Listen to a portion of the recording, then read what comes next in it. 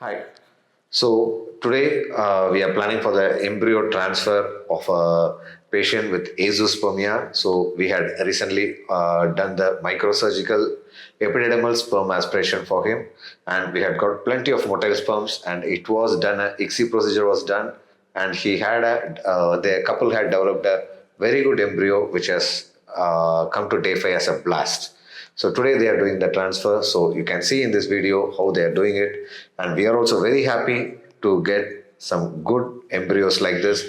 And we pray to God so they get a successful conception and a happy fatherhood and a parenthood for them. Thank you.